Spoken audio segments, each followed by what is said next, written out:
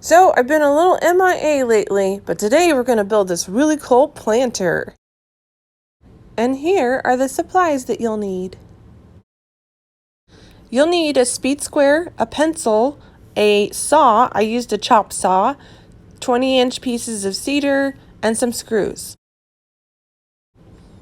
Step 1 is to cut wood.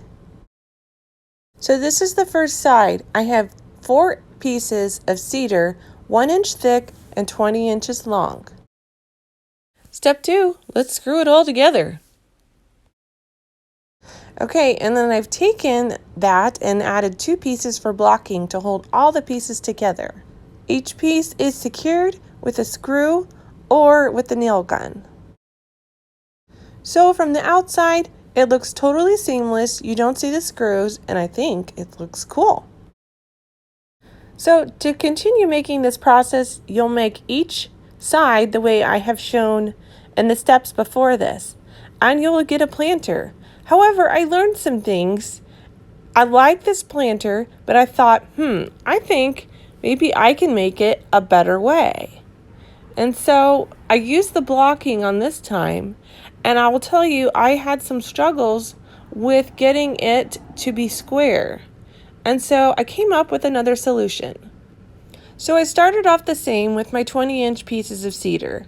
But this time I thought if I can make it square to begin with and only work on the corners first, then I will be a head start from trying to fix anything in the end. And so here I started off by just making the corners, and then I attached the wood. And so I repeated that process on each side and then put it all together.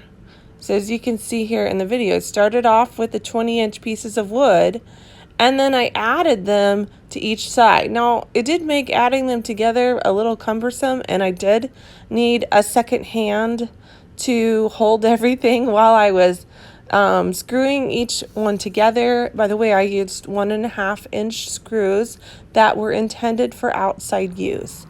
But it sure made a difference in making sure everything was square. I didn't have to finagle it at the end. I was able to just use each corner, make it square like this to begin with, and it turned out so much better than the first one. First one looked good, but when you put the square up there, you were like, that doesn't really work. So let's take a look at how I did this. Another tip I have when you're short on hands, as you can see, I put the screws in just so that they were ready, because not having enough hands free, sometimes you feel like you need 10 hands when you're woodworking. But if I pre-drilled the screws, then it was easy to attach and keep everything square without anything sliding away from where I needed it to be. So here's what it looks like. I love it. I made one on each side of my front porch. It looks super cute, and I hope you build one too.